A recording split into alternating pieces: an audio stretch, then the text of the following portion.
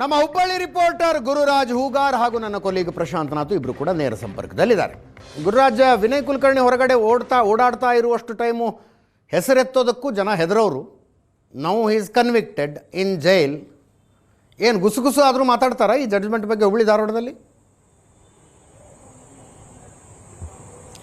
ಖಂಡಿತವಾಗಿ ಅಜಿತ್ ಮಾತನಾಡ್ತಾರೆ. ಯಾಕೆಂದ್ರೆ ಕಳೆದ 2 ದಿನಗಳಿಂದ ಯಾವಾಗ ತೀರ್ಪು ಪ್ರಕಟಗೊಳ್ಳುತ್ತೆ ಅನ್ನುವಂಥ ವಿಚಾರ ಬೆಳಕಿಗೆ ಬಂತು. ಸಾಕಷ್ಟು ಜನ ಮಾಧ್ಯಮದವರಿಗೆ ನಮಗೆಲ್ಲ ಫೋನ್ ಮಾಡಿ ಕೇಳ್ತಾ ಇದ್ರು, ಏನಾಗುತ್ತೆ ಈ ಪ್ರಕರಣದಿಂದ ವಿನಯ್ ಕುಲಕರ್ಣಿ ಪ್ರಭಾವ ಇದ್ದಾರೆ, ಹಣಬಲ ಇದೆ, ಇಲ್ಲೂ ಕೂಡ ಗೆದ್ದು ಬರ್ತಾರಾ ಅನ್ನುವಂಥ ಮಾತುಗಳನ್ನೆಲ್ಲ ಕೇಳ್ತಾ ಇದ್ರು. ಯಾವಾಗ ಅವರಿಗೆ ದೋಷಿ ಅಂತ ಹೇಳಿ ಮೊನ್ನೆ ನ್ಯಾಯಾಲಯ ತೀರ್ಪನ್ನ ಕೊಟ್ಟಿತ್ತು, ಹಾಗೆ ಗೊತ್ತಾಯಿತು ಎಷ್ಟು ವರ್ಷ ಶಿಕ್ಷೆ ಆಗ್ಬೋದು ಅನ್ನುವಂಥದ್ದು. ನಿನ್ನೆ ನ್ಯಾಯಾಧೀಶರುಗಳ ವರ್ಗಾವಣೆ ಪಟ್ಟಿ ಹೊರಗೆ ಬಿದ್ದ ಮೇಲೆ ಸಾಕಷ್ಟು ಜನ ಆತಂಕದಿಂದ ಫೋನ್ ಮಾಡ್ತಾ ಇದ್ರು.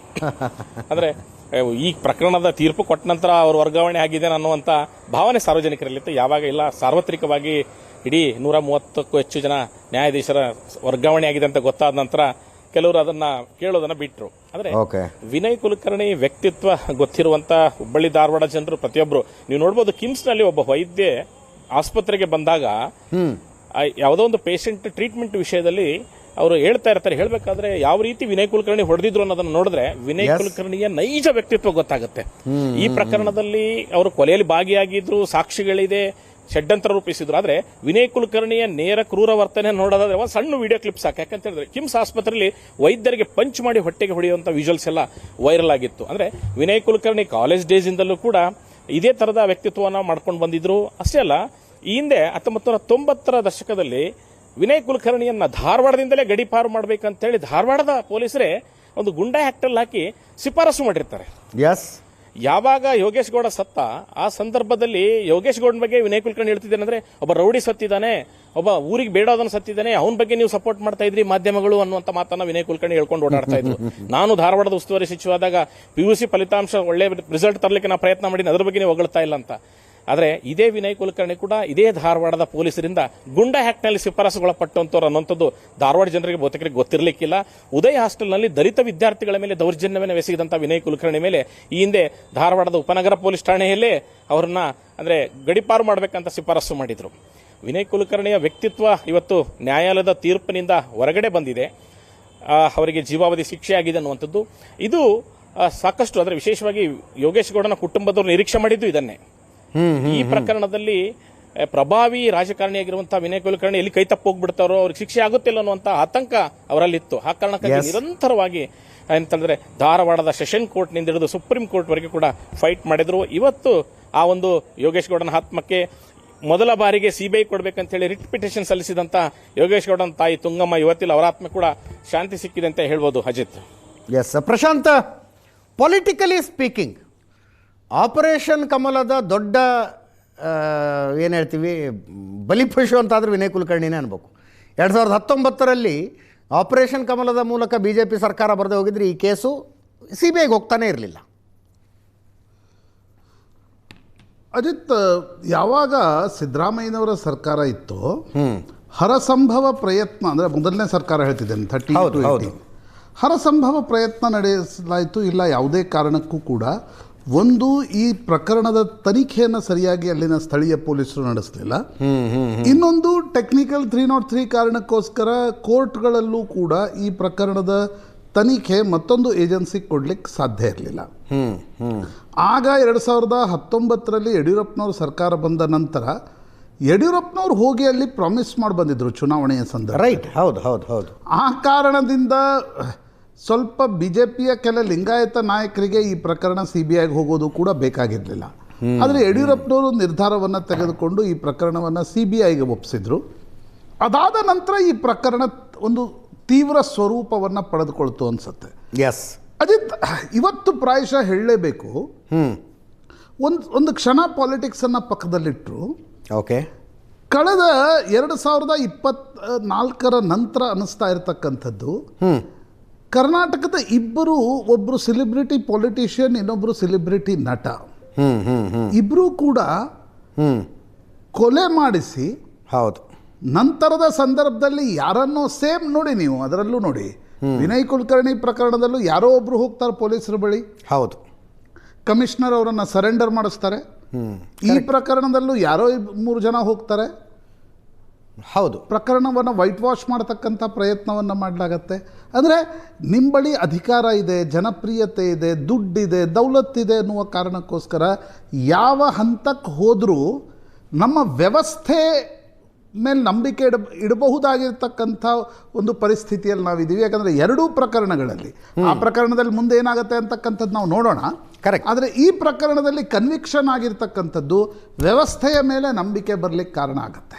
ಎಸ್, ಅಂದರೆ ನೋಡಿ, ಎರಡು ಪ್ರಕರಣದಲ್ಲಿರೋ ಒಂದು ವ್ಯತ್ಯಾಸ ಏನು ಅಂದರೆ ಪ್ರಶಾಂತ್, ನಟನ ಪ್ರಕರಣದಲ್ಲಿ ಪೊಲೀಸರು ಏನು ಮಾಡಬೇಕಾಗಿತ್ತು ಅದೆಲ್ಲವನ್ನು ತ್ರಿಕರಣ ಶುದ್ಧಿಯಿಂದ ಮಾಡಿದ್ರು. ರಾಜಕಾರಣಿಯ ಪ್ರಕರಣದಲ್ಲಿ ಬೂಟ್ ನೆಕ್ಕಕ್ಕೆ ಹೋದ್ರು. ಮೇ ಬಿ ನಟನ ಪ್ರಕರಣದಲ್ಲಿ ಪೊಲಿಟಿಕಲ್ ಪವರ್ ಆತನ ಬಳಿ ಇರಲಿಲ್ಲ. ಎಸ್, ಆತನಿಗೆ ಜನಪ್ರಿಯತೆ ಇತ್ತು, ದುಡ್ಡಿತ್ತು. ಆದರೆ ಇಲ್ಲಿ ಪೊಲಿಟಿಕಲ್ ಪವರ್, ಧಾರವಾಡ ಜಿಲ್ಲಾ ಉಸ್ತುವಾರಿ ಸಚಿವರಾಗಿದ್ದರು ವಿನಯ್ ಕುಲಕರ್ಣಿ. ಹೌದು. ನನಗನ್ಸುತ್ತೆ, ಅಂದರೆ ನಾನು ಸಿವಾನ್ಗೆ ಹೋಗಿದ್ದೆ ಅಜಿತ್, ಬಿಹಾರದ ಸಿವಾನ್ಗೆ. ಅಲ್ಲಿ ಮೊಹಮ್ಮದ್ ಶಾಬುದ್ದೀನ್ ಜೈಲ್ನಲ್ಲಿದ್ದಾರೆ.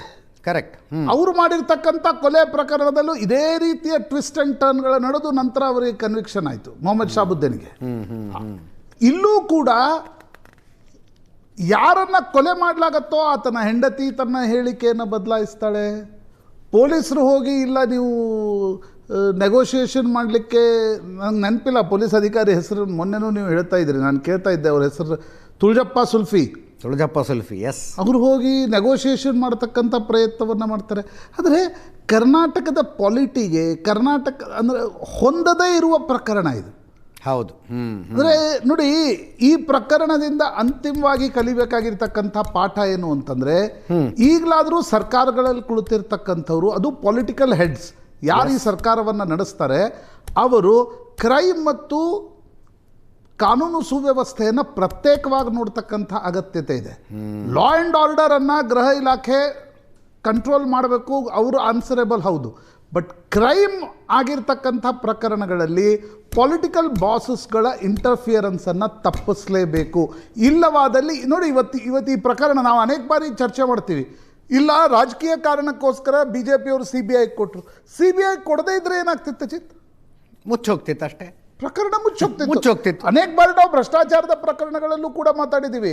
ರಾಜಕೀಯ ಸ್ಲಗ್ ಫೆಸ್ಟ್ಗಾದರೂ ಸರಿ, ಒಬ್ರಿಗೊಬ್ರು ಬೆನ್ನು ಹತ್ತಿದ್ರೆ ಅಟ್ಲೀಸ್ಟ್ ಭ್ರಷ್ಟಾಚಾರದ ಪ್ರಕರಣಗಳು, ಈ ರೀತಿಯ ಕೊಲೆಯ ಪ್ರಕರಣಗಳು ಹೊರಗಾದರೂ ಬರ್ತವೆ.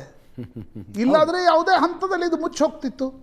ಮತ್ತು ನನಗನ್ಸುತ್ತೆ ಅಜಿತ್, ಈ ಪ್ರಕರಣದಲ್ಲಿ ಯಾರ್ಯಾರು ನೀವು ಮೊನ್ನೆ ಹೆಸರು ಹೇಳ್ತಾ ಇದ್ರಿ, ಬಸವರಾಜ್ ಕೊರವರ್ ಇರ್ಬೋದು, ದೀಪಕ್ ಶೆಟ್ಟಿ ವಕೀಲರು ಇರ್ಬೋದು, ಪಬ್ಲಿಕ್ ಪ್ರಾಸಿಕ್ಯೂಟರ್ಸ್ ಇರ್ಬೋದು, CBIನ ಅಧಿಕಾರಿ ರಾಕೇಶ್ ರಂಜನ್ ಇರ್ಬೋದು, ಯಾಕೆ ಅವರನ್ನು ಅಭಿನಂದಿಸಬೇಕು ಅಂತಂದರೆ, ಈ ಪ್ರಕರಣದಲ್ಲಿ ಅವರು ಮನಸ್ಸು ಮಾಡಿದರೆ ಕೋಟ್ಯಾಂತರ ರೂಪಾಯಿ ಹಣ ಸಿಗ್ತಾ ಇತ್ತು ಅಲ್ವಾ? ಕೋಟ್ಯಾಂತರ. ನೀವು ಎಷ್ಟು ಹೇಳ್ತೀರಿ, ನಿಮ್ಮ ಬಾಯಿಂದ ಏನು ನಂಬರ್ ಬರುತ್ತಾ ಹಣ ಕೊಡಲಿಕ್ಕೆ? ಬಂಗಾರದಲ್ಲಿ ತುಲಾಭಾರ ಮಾಡಿಬಿಡ್ತಿದ್ರು ಇವ್ರದ್ದು. ಅಂಥದ್ರಲ್ಲಿ ಯಾಕೆ ನೋಡಿ ಸಮಾಜದ ಮೇಲೆ ನಂಬಿಕೆ ಬರುತ್ತೆ, ಯಾಕೆ ವ್ಯವಸ್ಥೆ ಮೇಲೆ ನಂಬಿಕೆ ಬರುತ್ತೆ ಅಂತಂದರೆ, ಈ ರೀತಿಯ ಪ್ರಕರಣಗಳಲ್ಲಿ ಯೋಗೇಶ್ ಗೌಡನ್ ಜೊತೆ ಏನೇ ಬ್ಲಡ್ ರಿಲೇಷನ್ ಇಲ್ಲದೆ ಇದ್ದರೂ ಕೂಡ ದರ್ಪ ದಬ್ಬಾಳಿಕೆ ದೌಲತ್ತನ್ನು ಸಹಿಸೋಲ್ಲ, ಯಾವುದೇ ಕಾರಣಕ್ಕೂ ಕೂಡ ನಾವು ಇದರ ವಿರುದ್ಧ ನಿಲ್ತೀವಿ ಅನ್ನೋದನ್ನು ಕೆಲವರು ಏನು ಮನಸ್ಸು ಮಾಡಿದ್ರಲ್ಲ, ಅದರ ಕಾರಣ ಈ ಶಿಕ್ಷೆಯ, ಈ ಒಂದು ಜೀವಾವಧಿ ಶಿಕ್ಷೆ ಅಂತ ನನಗನ್ಸುತ್ತೆ. ಈ ರೀತಿಯ ಪ್ರಕರಣಗಳಲ್ಲಿ ಕೋರ್ಟ್ಗಳಲ್ಲಿ ಇನ್ನೊಂದು ಹೆಸರು ಮರೆತ್ವಿ ನಾವು, ಜನಪ್ರತಿನಿಧಿಗಳ ವಿಶೇಷ ನ್ಯಾಯಾಲಯ ನ್ಯಾಯಾಧೀಶರಾದ ಸಂತೋಷ್ ಗಜಾನನ್ ಭಟ್ ಅವರು. ಈ ಥರದ ಜಡ್ಜ್ಮೆಂಟ್ಗಳಿಂದ ವ್ಯವಸ್ಥೆಯ ಮೇಲೆ ಜನರಿಗೆ ನಂಬಿಕೆ ರೀಎಸ್ಟಾಬ್ಲಿಷ್ ಆಗುತ್ತೆ. ಇಲ್ಲಪ್ಪ, ಎಷ್ಟೇ ದೊಡ್ಡ ಮನುಷ್ಯ ಇದ್ದರೂ ಕಾನೂನಿನ ಮುಂದೆ ತಲೆ ತಗ್ಗಿಸ್ಕೊಂಡು ನಿಲ್ಲಬೇಕಾಗತ್ತೆ, ಅನುಭವಿಸಬೇಕಾದದ್ದನ್ನು ಅನುಭವಿಸ್ಬೇಕಾಗತ್ತೆ ಅಂತ. ಡೆಫಿನೆಟ್ಲಿ. ಇಲ್ಲ ಅಂತಾದರೆ ನೀವು ಈ ಪ್ರಕರಣಗಳಲ್ಲಿ ಟೆಕ್ನಿಕಲ್ ಆಧಾರದ ಮೇಲೆ ಈ ಪ್ರಕರಣ ಬಿದ್ದು ಹೋಗಿತ್ತಂದರೆ ಇವತ್ತೇನೂ ಆಗ್ತಿರಲಿಲ್ಲ. ಎಸ್, ಅಂಥ ಸಂದರ್ಭದಲ್ಲಿ ನನಗನ್ಸುತ್ತೆ ಈ ವ್ಯವಸ್ಥೆಯ ಮೇಲೆ ನಾನು ಹಿಂದೆ ಧಾರವಾಡದಲ್ಲಿ SR ಹಿರೇಮಠ್ ಜೈಂಟ್ ಕಿಲ್ಲರ್ ಅನ್ನೋ ರೀತಿ ನೋಡ್ತಾ ಇದ್ದೆ. ಹೌದು. SR ಹಿರೇಮಠ್ ಪ್ರಯತ್ನದ ಕಾರಣದಿಂದಲೇ ಒಂದು ಹಂತದಲ್ಲಿ ಕರ್ನಾಟಕದಲ್ಲಿ ಭ್ರಷ್ಟಾಚಾರದ ಬಗ್ಗೆ ಹೋರಾಟಗಳು ಶುರು ಆದವು. ನಾನು ನೋಡಿದ್ದೀನಿ ಬಹಳ ಹತ್ತಿರದಿಂದ ಅವ್ರ ಹೋರಾಟಗಳನ್ನು, ನೀವು ನೋಡಿದ್ರಿ. ಎಸ್, ಈ ರೀತಿಯ ಮರ್ಡರ್ ಪ್ರಕರಣಗಳಲ್ಲಿ ಕೆಲ ಯುವಕರು ಮಾಡಿರ್ತಕ್ಕಂಥ ಹೋರಾಟದ ಕಾರಣದಿಂದ ಬರೀ ಪಾಲಿಟಿಕ್ಸ್ ಇದ್ರೆ ಏನಾಗ್ತಿತ್ತು ಅಜಿತ್, ಒಂದು ಸುಳ್ಳು ಕೇಸ್ ದಾಖಲಾಗ್ತಿತ್ತು ಅಷ್ಟೇ. ಬಟ್ ಇದು ಕನ್ವಿಕ್ಷನ್ಗೆ ಬಂದಿರತಕ್ಕಂಥದ್ದು ವ್ಯವಸ್ಥೆಯ ಮೇಲಿನ ನಂಬಿಕೆಯನ್ನು ಮತ್ತೊಮ್ಮೆ ಇಡುವಂತೆ ಮಾಡುತ್ತೆ. ಒಂದು. ಎರಡನೇದು, ಹೌದಪ್ಪ ನಾವು ಈ ರೀತಿ ಹೋರಾಟ ಮಾಡಬೇಕು ಅಂತಕ್ಕಂಥವ್ರಿಗೂ ಕೂಡ, ಯುವಕರಿಗೂ ಕೂಡ ಪ್ರೇರಣೆ ಇದೆ. ನಾನೀಗ ಹೇಳಿದರೆ ಇದು ಅತಿಶಯೋಕ್ತಿ ಅನ್ನಿಸ್ಬೋದು, ಬಟ್ ಅನೇಕ ಬಾರಿ ಇಂಥ ಪ್ರಕರಣಗಳೇ ಆ ರೀತಿಯ ಹೋರಾಟಕ್ಕೂ ಕೂಡ ಪ್ರೇರಣೆಯನ್ನ ಕೊಡ್ತವೆ ಅಂತ ಅನ್ಸುತ್ತೆ. ಎಕ್ಸಾಕ್ಟ್ಲಿ.